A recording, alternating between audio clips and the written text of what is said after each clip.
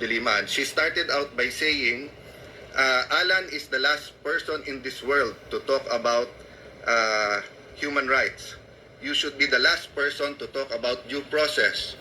Wala kang karapatan. So, let's address that. Ano po ba nakalagay sa Philippine Constitution, ma'am? Kayo po, ma'am, ang naging Secretary of Justice. Di ba nakalagay, no person shall be deprived of life, liberty, or property without due process of law. So si President Duterte po ay isang person. Person po siya. Sabi po ng Constitution, no person. Ako po, person din po ako. So paano mo sasabihin you're the last person who should be talking about it? Wala pong last person sa Pilipinas ang pwedeng pag-usapan ng human rights kasi para sa lahat yan.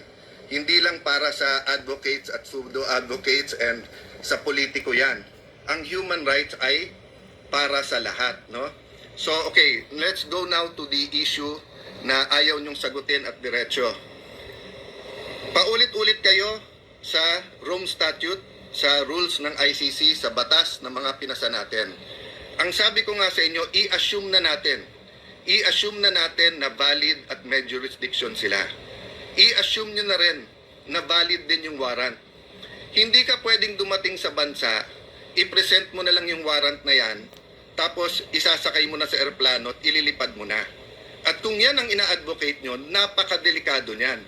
Kaya pala sinasabi mo, isama na ako. In the next few days po, hindi lang si Senator Bato yan ang gusto ni Senator De Lima at ng iba nilang mga kaanib, gusto nila pong ubusin ang mga kalaban nila sa politika.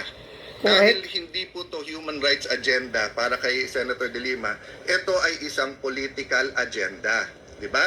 So, backtrack lang ako ha. The last 2.5, 3 years, marami nagsasabing magsalita ka. I ran as an independent in 2022. In December 2021, nag-number 1 ako sa survey. Okay? Pulse Asia po yan, tignan nyo.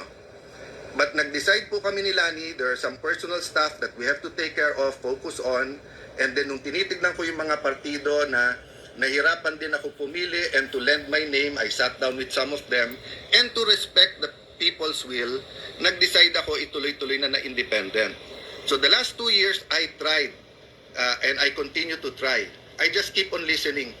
Hindi ako pumapapel sa mga opinion because marami naman nagbibigay ng opinion. But kasi dati, tatlo yung grupo. Yung Marcos Duterte na administrasyon, yung Dilaw, yung Liberal Party, yan sila, Senator De Lima. Iba pa ho yung Dilaw sa Dilawan, ha? Yung Dilaw, nirerespeto ko. Yung Dilawan, yung po yung sa aming language ay unreasonable. Talagang may hypocrisy sa paningin sa politika, no? So, the third group, of course, is the Philippine left. Pinaka-apat na yung mga independent. So, like others who filed as independent, I believe I can contribute. Simple lang, kung tama ang ginagawa ng administrasyon Marcos Duterte, sasang-ayon ako. Kung mali, magsasalita ako. Di ba? Okay. So, nagkahiwalay ngayon yung Duterte at saka Marcos. So, naging 5 grupo na. Yung Marcos, administrasyon, nabuo yung Duterte na oposisyon, nandiyan pa rin yung Dilawan, at kung makikita nyo po, tignan nyo po, very, very early pa, siguro first year, second year, sinasabi na po ni former political advisor during Pinoy's time, si Ronald Llamas, sinasabi niya, mag-aaway yan, sila Bongo, magiging ganyan. Kaya niya sinasabi yon, gusto niya maging totoo, kasi may grupo siya kasama sa Dilawans na gusto niyang maka-entra at makapapel ulit, di ba? So, 2-in-1 yon. In one sense, he can seem like a very good political analyst. On the other sense, kung magkatotoo, suddenly, third party na sila. Then, of course, the Philippine left naman has always been consistent, di ba? With what they believe in, and then yung criticism nila sa administrasyon, and of course, yung alternative nila. Then you have the independents, di ba? Okay. So sabi ni Senator De Lima, legal lahat. Okay. Yan ba ang stand nyo kung biglang ngayon ang Pangulo or ang Chief Justice or ang Senate President or Speaker or 5 general natin ng AFP. So let let me address myself din sa AFP at saka sa PNP, sa Bureau of Fire, sa NBI, BJMP, lahat ng naka-uniform, yung Bureau of Correction. Kung bigla kayong kinasuhan ng crimes against humanity, may warrant, hindi kayo pwedeng tumakbo sa korte dito? Walang power ang korte to interpret? Bakit si Correct. Congressman Jimenez noon, di ba, naalala nyo yung ginagamit niya yung slogan na hulog ng Diyos? Meron siyang extradition. Meron po tayong treaty noon sa US. Pero dumaan muna sa korte natin. Sabi nga ng isang matalik kong kaibigan bakit daw pagka-divorce at nakakuha ka ng divorce sa abroad, sa Europe, sa Amerika, kailangan mo i-present muna sa korte dito at i-validate, di ba? Okay. I-address ko mamaya yung nagsabing hipokrito or double standard sa human rights. I-address ko yan. I'll just stick to 3 issues today, no? Yung due process due process kasama na doon yung availability of legal entities.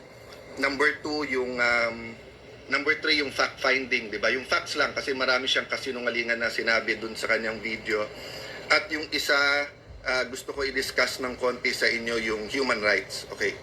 So, ang sinasabi ko nga, 'di ba? Due process means makinig ka muna bago ka humusga. Nagamit ko nga nung isang araw and I've been using this forever and it's also a reminder to me, no? When God knew already, alam na kaagad ng Panginoon na kumain sa forbidden fruit o kinain ni Adan at ni Eva ang forbidden fruit. Ang unang sinabi sa kanila, nasaan kayo? At nung sinabi lang nagtatago kami kasi hubad kami, ang sabi ng Panginoon, sino nagsabi sa inyong hubad kayo? So alam na niya na kinain niyo, pero binigyan pa niya ng tsansa na magpaliwanag. Si President Duterte ba ay binigyan pa natin ng pagkakataon? Nakita niyo naman sa video, sabi niya, anong pagkakasala ko, anong ginawa? So, hindi ko na nga inisa-isa yung paglabas ng eroplano, hindi pa hawak yung warrant, yung hindi pagpasok ng ibang mga abogado niya, kasama yung anak niya, etc. No? Doon na lang ako sa hindi ba dapat binigyan ng reasonable time kung whether that's the writ of habeas corpus o kanilang TRO, hindi ba reasonable time? Tapos, yung ibang advocates, nakita ko, nagpo-post sila, Muten Academic na panalo na outsmart na sila kasi nasa airplano na, hindi na ibabalik ng ICC yon. So, yun nga ang tanong ko sa inyo Yun nga po ang sabi po ni Senator De Lima, ang test daw ng human rights yung sa pinakamaliit na Pilipino. Partly correct lang yon po, ma'am. Ang test po kung ang human rights ay applicable sa lahat. Kailangan kinat out nyo sa pinakamakapangyarihan, sa pinakamaliit, pareho ang karapatan sa human rights. Parehong may karapatan to seek legal remedies, pareho na may due process. So I'll jump dun sa legal remedies. So sabi nung iba, bakit bibigyan si Duterte ng pagkakataon? Yung mga pinatay ba may pagkakataon? So first and foremost, parati nating dinidistinguish yung extrajudicial killings. Ibig sabihin yung patayin mo na lang. Di ba? Walang trial. At dinidistinguish natin po yung mga tinamaan dahil nga sila nagbarilan, mga sindikato para hindi mahuli.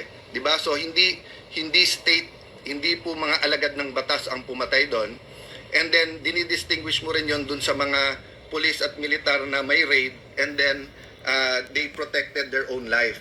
So the point is, ang ginawa ni Senator De Lima sa hearing sa Senate, I'll go through this deeper later on. Ang ginawa niya sa hearing, hindi niya sinabi sa madlang people, sa atin lahat, na during her time as Justice Secretary, iniba nila yung definition ng extrajudicial killing. Hawak namin po yung mga papeles noon. Holy so, ka! tapos pinapalabas niya Saba. na libo-libo na ang napatay. Na hindi niya sinasabi na ang extrajudicial killing nung siya ang Justice Secretary ay mahigit 10,000. Oh. At never ko sinabing kulang ang napatay o pumatay. I mean, you're making me out to be a monster, ma'am, na hindi naman totoo. So at this point, I want to challenge yung mga famed fact checkers. Oh, yan Rappler, yung mga investigative journalism. I-fact check nyo na lahat ng sinabi ni Senator De Lima kasi ang daming mali sa sinabi niya. Kailan ko sinabi na kulang pa yung patay? I always said that every life is valuable. 'di ba? Parati natin sinasabi yung sanctity of life, no? So, ang punto po dun sa mga nagsasabi kay Duterte na, ikaw ba, binigyan mo ba sila ng due process? So inaamin nyo na hindi nyo siya bibigyan ng due process, di ba? So sa kung sino man na gumawa ng karumal-dumal na krimen sa buong Pilipinas, sa buong mundo, na walang due process, dun po lumalabas ang mga tunay na human rights activists na nagsasabing, sandali lang, kahit kriminal sila, meron silang Correct. human rights. Tama. They have the right to due process. They have the right to seek legal remedies.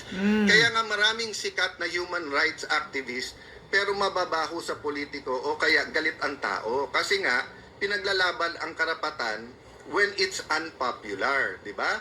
But sa kanilang clique, sa kanilang grupo na it's more of political revenge rather than pure human rights, tahimik lahat. Nung sinakay sa aeroplano at inilabas na lang. Hindi hinintay ang Supreme Court, hindi hinintay. Saan ka nakakita na i-arestuhin ka, papunta pa lang mga abogado mo, gusto mong kausapin mga abogado mo, hindi pa nila malaman yung gagawin nila, at aalisin mo na. Di ba? So, napakadelikado yan.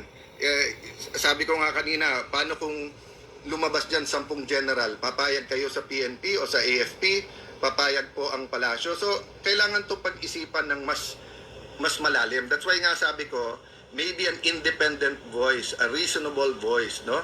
I'm not blaming anyone sa nangyari here, di ba? I'm pointing to the issue na tama ba ng isang Pilipino na hindi pa niya na-exercise yung karapatan niya sa legal remedies, wala pang due process, ay suddenly sinakay sa aeroplano at inalis. Okay. Number 2, human rights. Ma'am, sabi mo, nasaan ako? Okay. Ako po, taga-Taguig. Sa Taguig po, may mga below 10 years old na rape. Kasi po, yung inampun nilang isa, naging addict sa drugs, sa shabu. Kaya ninakawan yung pamilya, ni-rape po yung sa pamilya. Dito po, may anak, pinagbabaril yung tatay. Dito po, meron pong kung ano nangyari. And you can multiply this all across the nation. And ang estimates are as low as what? 3 million, as high as 5 million na addict. Ang addict po ay biktima. Ulit-ulitin ko po yon. Tignan nyo lahat ng statements ko. Never ko sinabing patayin ang addict. Kasi ang addict ay biktima. Dapat sila ay gamutin. Dapat sila ay bigyan ng oras. At kami po ay may mga programa sa rehabilitation. Nandito po ang main rehabilitation sa Taguig. Dinala ko po yung mga reporters dito. Hindi ka sumama, ma'am. Senador ka naman. Pwede mo tignan yung rehab. Pero kasi yung storya nyo, napatayin lahat ng addict ay nasa utak nyo na. So yan na naman ang storyang pinupush nyo ngayon. Kaya again, hinahamon ko yung fact changers, tignan nyo. Okay, so first, human rights. May human rights lahat ng Pilipino to be safe in the streets. May human rights po lahat po ng ating mga kababaihan na umuwi ng gabi, whether sila'y sales, whether sila'y nasa opisina, sila'y nasa mga restaurant, call center, na hindi sila bastusin. May human rights po lahat ng mga tao na sumakay po ng mga public transport na hindi sila hipuan, hindi sila hold upin. May rights po lahat ng nagwi-withdraw ng pera between 10 to 12, lalo pag sweldo at sila'y nasa call center, so gabi yung shift nila, na hindi sila nakawan. Another human rights po, OFWs.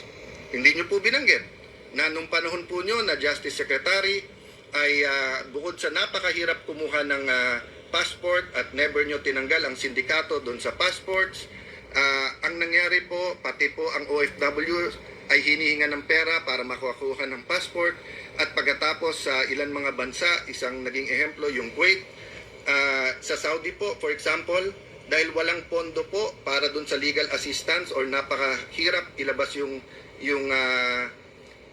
pondo, ano po nangyayari?